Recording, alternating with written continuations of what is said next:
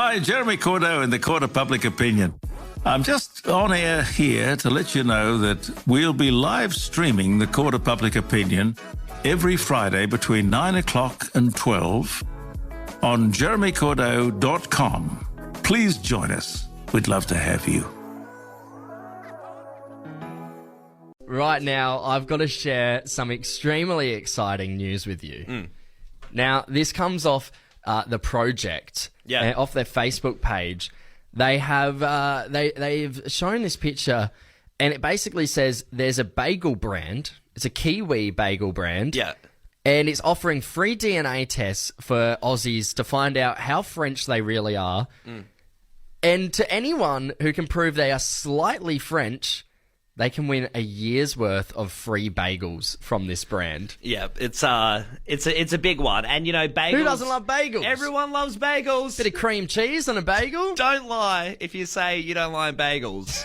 Because everyone does. And, you know, this is a very, very cool prize to win a year's supply of bagels. And I'm having a look at the stats here, Tom, about French people in Australia. Apparently, 16% of Australians don't know their heritage. Wow. 8% of Australians speak French. Wow. And I'll tell you another fact. Me and you are slightly French. We are slightly French. We are. And that's all you need to be, slightly French, to win this year's worth of free bagels. Well, the Kiwi bagel place is, they're only asking for slightly French one, and they're actually offering DNA tests. For free? Yeah, for free. So, yeah, you can easily find out whether you're French or not, whether you're entitled to these bagels. Unless my grandparents have been lying to me my entire life, yes, partly French. How much? I don't know. But hey, because of this, we want the Fresh fam now to get involved. Give us a buzz now and convince us that you're French. That's it. Join the Slightly French Club. It currently consists of me and Tom. But if you claim that you're French and you want to be a part of our cool club, where maybe once in a blue moon, every 6 months we'll eat some bagels and croissants. Yeah. Then you can feel free to call up and you know, try and put one past us. Just try and swindle us. Even if you aren't French, we'll try and sniff you out. That's it. As two slightly French men, I'm sure we could sniff out the people trying to pull a fast one by us. 100%. We will sniff you out. We'll ask all the hard-hitting questions. What your favourite flavour croissant is? Maybe a few words here and there. So just try. Let's go straight to the callers. Here we go. Giannis and Felix Stowe, convince us that you're French. Yes, I'm French. Oui, je suis français. Ooh. Okay. I don't know, Tom. That sounded kind of authentic. Yeah, that did have a good authentic... Hey, Giannis, do you speak French fluently? Oh, oui. Yes, absolutely. Can you give us a sentence, maybe like, I'm going to walk the dog? Ah oui, alors je promène le chien. Bonjour, je m'appelle Yanis. Je viens de Paris, j'ai 21 ans. Okay, geez, I don't speak French. So Tom, hang on. I'm jumping on the translator. Hang on, one sec. It's a bit misspelt. I feel like there was a word he did say. He did say that. I'm going to say Giannis is French. Giannis, you got the tick of approval. Can you tell us are you actually French? Yes, oui, je suis français. Hey, welcome to the club. Hey, welcome to the Slightly French Club, Giannis. You're probably a lot more French than me and Callum because you can speak it and everything. But, hey, you could go in the draw to win a year's supply of bagels thanks to this Kiwi bagel brand. Do you reckon you'll get on that? Yes, of course. Hey, good on you. Thanks, Giannis. Thanks for getting involved. We're going to move on to our next caller, Callum, and see if we can sniff it out. It's Renee in Salisbury Park. Renee, good morning. Can you convince us that you're French? Well, I can do because my name is Renee and I do love to climb the Eiffel Tower and eat frog's legs and croissants, and to wash it down, I love to drink wine. Okay. Ooh, okay, they're the hallmarks of French culture, I feel. So Yeah. I don't know. I feel like that's what you would say if you were to pretend to be French. That's what I would say. Not that I have to because I am slightly French. Renee, can you speak any French? Oui. We are... Nah. Oh, see, I don't know. I'm kind of in two worlds, but I'm leaning more towards a no. It could be a tomfoolery, but in my French blood, I'm thinking it's a no. All right, we're gonna say no. Sorry, Renee. Okay. Are you French? Yes. Really? no. Oui. Wow. Oh, no. Oh, well, hey, welcome to the Slightly French Club then. Sorry, we It's only partial, yeah. It's only like 2%. I don't even know I'm that much, Renee. Good on you. Thanks for getting involved. Tom, should we give away another mystery prize? Because we do have another caller on the line. We do. See if Hey, they're deserving enough. we're going to go all the way to Brisbane. We got Bjorno on the phone. Bjorno, convince us that you're French. It is buongiorno. Buongiorno, I think, is Italian. No, buongiorno. Buongiorno. Oh, Bjorno. Oh, sorry. Okay. Oui. All right. Have you been to France before? Have you done a visit, or were you born there? I was born there. Yeah, Born I there? came over when I was 15. Where were you born? What city? Paris. Paris.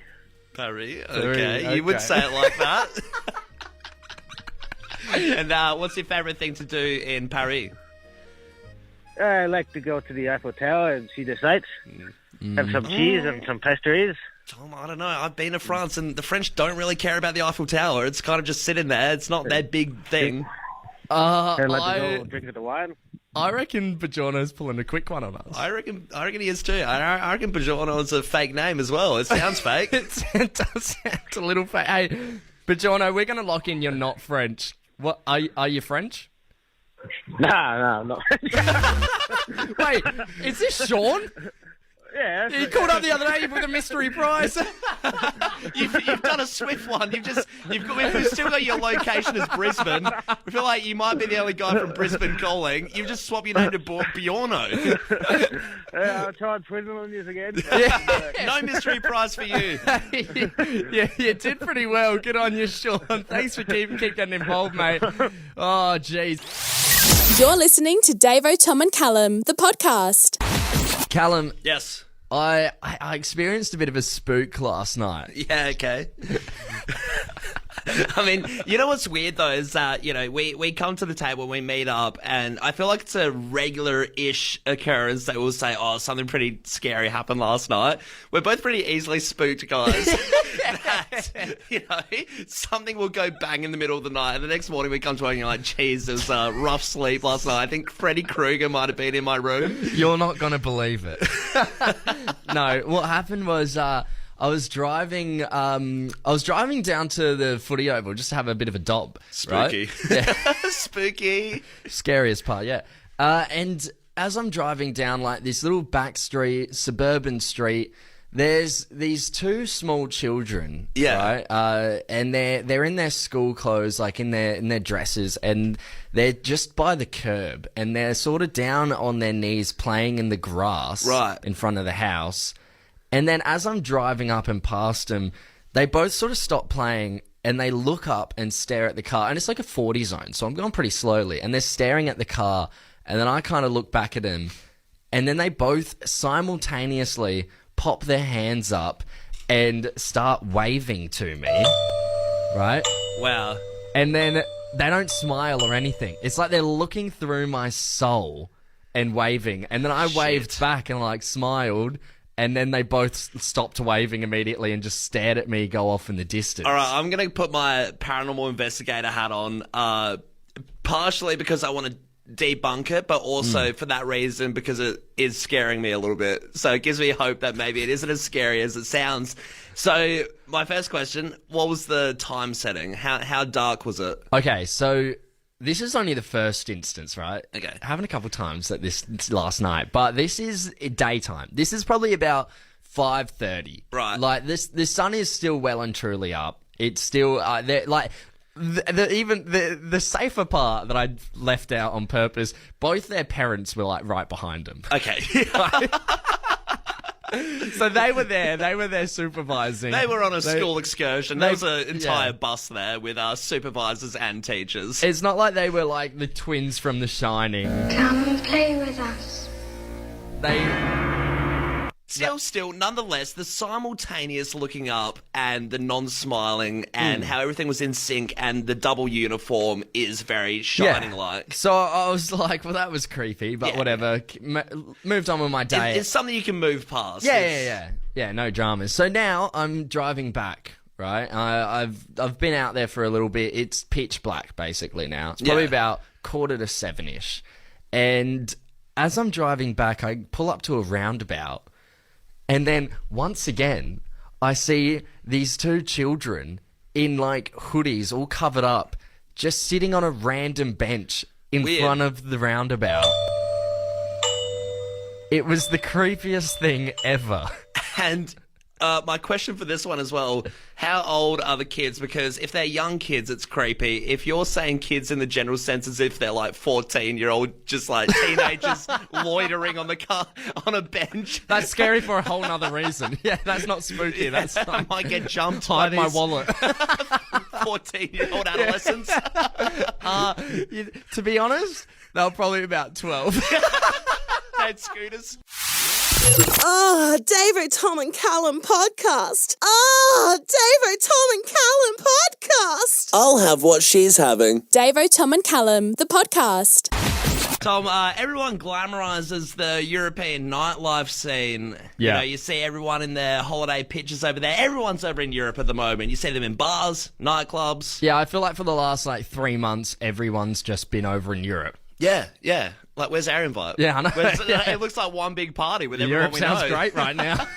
But, what if I were to tell you there's a little bit of an underbelly in these clubs and nightclubs? Yeah, okay. You know, it's not as glamorous as it seems because in Kavos, in Greece, it's in the south of Corfu, there's been a big nightclub, a really big one over there, that's had a bit of a tax order. It's been audited and had people investigate the sort of scene, look at cameras, look at the money, look at all their inner doings. Sure.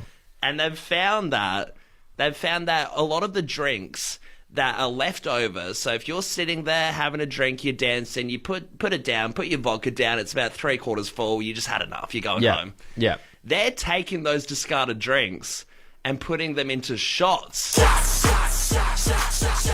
reselling them. No.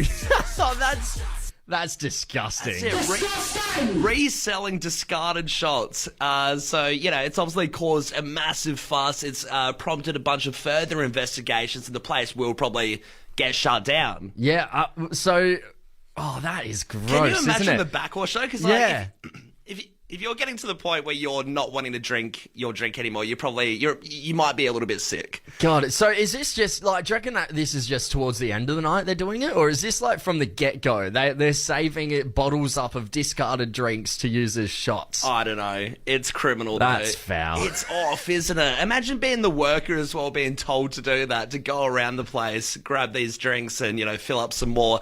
And then you're watching people. It's like out of spite. You're watching these people have the drink. Probably a bit of grimace on their face. They're probably this tastes a little bit off. It tastes a little watered down. That was vodka soda. Yeah, from the last gentleman. You see that man in the suit? It belonged to him. That's compliments of him. That's why it's discounted. That'll be €3. No, we want to talk about how gross was your workplace, or how gross is your workplace. And we've actually got our producer, Fem, in the studio with us right now. Fem, good morning. You have a bit of a wild story. Yeah, I do. So this one comes from my mum, but when she was at uni, she worked in a restaurant and they'd usually put salads on the side of the meals. Yeah, sure. But a lot of the time people wouldn't eat the salad, so they'd come back. But the boss would always tell the waitresses and stuff to recycle the salad and just plate it up onto the next plate for the new customers. Oh, my God. Yeah. No. Oh, my God. Oh, no. That's cooked. Yes, it is. That's raw. Yes, it is. How do you reckon Gordon Ramsay would feel coming into that establishment? Oh, I think he'd have a conniption if he went in there. He would not be happy.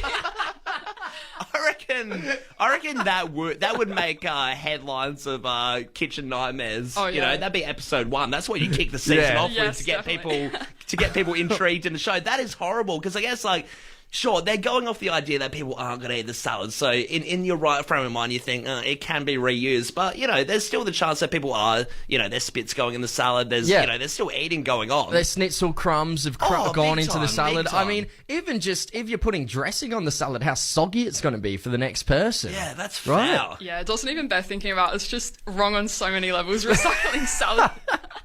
How gross was your workplace, Adelaide? Or how gross is your workplace if there's something going on? We'll keep you absolutely anonymous. We'll keep it anonymous. We won't report it to Mr. Gordon Ramsay. You will not be getting a visit from him, but yeah, let us know. Got a couple of texts come through here. This one is, Oh, I don't know. This one I think might top the shots one. I had a guy who kept microwaving curried fish. I was right next to the kitchen and it made me sick. I even went homesick 3 times. He was the HR guy. So the only person I could complain about to it was the guy doing it. Wow. Imagine that. That's rough. In my head, HR gets a lot of more serious complaints. Yeah. It is a funny thing to go to HR and be like, this guy's cooking He's fish in the microwaving microwave. curried fish. No, you don't understand, mate. I'm next to the kitchen. It's a biological hazard. The other text here. I used to work at a certain pizza chain. Went to make a marinara pizza. A fly had played maggots in the tub of prawns. Boss told me to wash them off and still use them. That's horrific. Nah, that's no good. Now, what kind of boss? What kind of sick degenerate? I know. What? Yeah, that's no good. Hey, one. we're going to go over to Darlington. We got Joran on the line. Joran, how gross was your workplace? Yeah, so I used to work at a pretty well-known chicken place, and I once witnessed quite a few times, actually, one of the staff there dropping the chicken onto the floor and then quickly picking it up and throwing it back on the grill. Wait, and this happened multiple times, you said? Yeah, this happened multiple. Like, it just sort of became a thing, and I was like, this is disgusting considering the floors were just... Yeah, I mean, as well, like, you're paying for this service. You'd hope that you're not getting floor chicken. Yeah, well, that's exactly right. It sounds like if it's a repeat offender, just like he's adding a new batter to the chicken, just he enjoys like slapping it on the ground and adding some new flavour or something. No good. Hey, thanks for getting involved, Joran. Hey, we got Mandy over in Enfield. Mandy, can you walk us through how gross your workplace was? Yeah, so I started at this new sandwich shop and my manager hated, it was like a chain, and my manager hated it. So what we would do is we'd have all these vegetables and things like that out, and you'd write the date that you need to throw the vegetables away because they're past their due date or whatever. And then instead of replacing it with new vegetables, we just kept changing the date. So we're using really, really old vegetables on everyone's sandwiches. And it got disgusting though. Yeah, but I still eat there. You still... Okay, I guess... Because I love it so much and I don't care. It is what it is. I haven't got sick yet. No, it's not. It is what it is. It is what it is.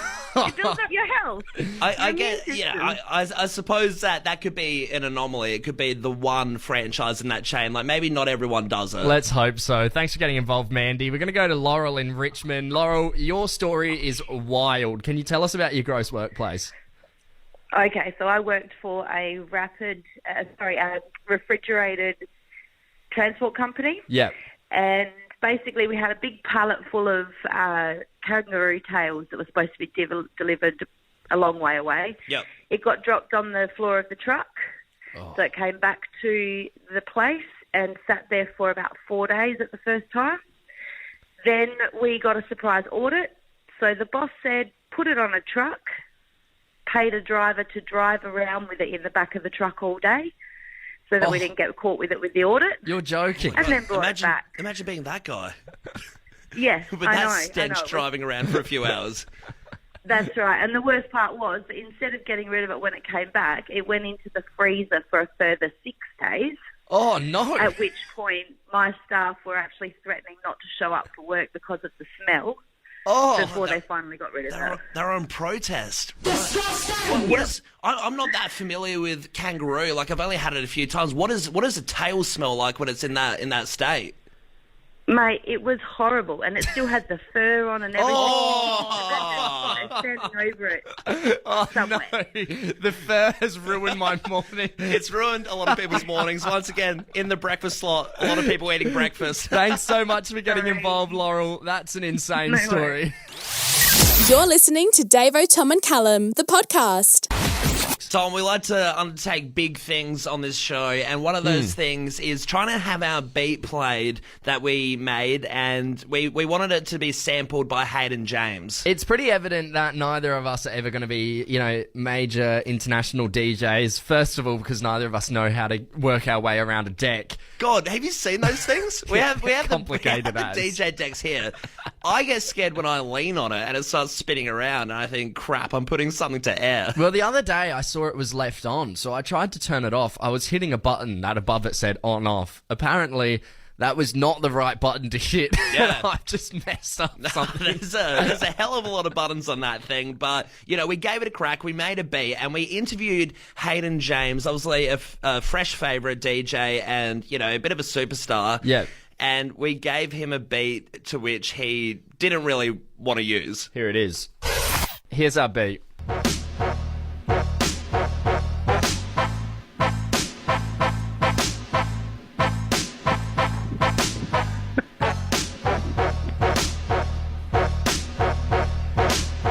What did you think about that?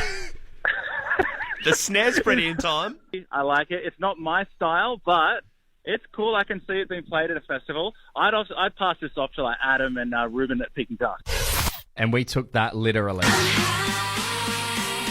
We took it very literally, Tom. We thought, hey, we'll get our boss to send the management of Peking Duck a little email and see if they would be interested in sampling our next mega hit. Now, we didn't send them the beat. We wanted to get them on the show. Well, we got to keep them in suspense. We don't want them to, we don't want them to steal it, for one. That's it. We want the verbal confirmation over the phone or something of them listening to it and saying, hey, that's really good. Yes, we'd like to take it, or no, we don't. Exactly right. And Callum, we did email them earlier this week, and last night we got a response. Now, we haven't looked at it yet. Our boss has read it. She hasn't told us what it entails. She's just forwarded it on, and we're going to do a live reading together here on air. All right, so this is from the management of Peking Duck. The next big step in getting our mega hit played and becoming the next Timbaland. Oh, I'm shaking.